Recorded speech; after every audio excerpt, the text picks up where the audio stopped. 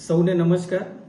આ ચોમાસા સત્ર દરમિયાન પાર્લામેન્ટની અંદર એક ઐતિહાસિક નિર્ણય વિદ્યાર્થીઓ માટે અને દેશવાસીઓ માટે જે લેવામાં આવ્યો છે એમાં વિશેષ પરીક્ષા સંશોધન bill paper leak amendment bill 2026 સુધારા જે રજૂ કરવામાં આવ્યું, જે પાસ થયું।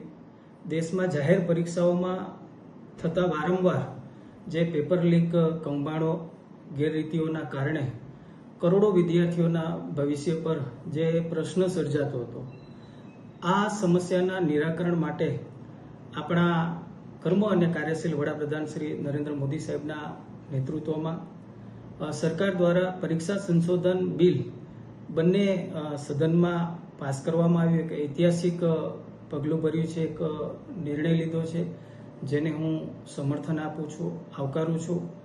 આ બિલનો મુખ્ય હેતુ જાહેર પરીક્ષાઓમાં થતી ગેરરીતિઓ, પેપર લીક, નકલ માફિયાઓ તેમજ પરીક્ષા કૌભાંડો પર કડક નિયંત્રણ લાવવાનો છે। ભરતી અને સ્પર્ધાત્મક પરીક્ષાઓમાં પારદર્શકતા વધારવા માટે આ બિલની અંદર અનેક જોગવાઈઓ મૂકવામાં આવી છે। આ કાયદાની અંદર અનેક સુધારા કરવામાં આવ્યા છે। પરીક્ષા માફિયાઓ સામે કડક કાર્યવાહી થશે। વ્યક્તિગત ગુનેગારને 10 વર્ષની જેલની જે છે કે જોગવાઈ કરવામાં આવી છે।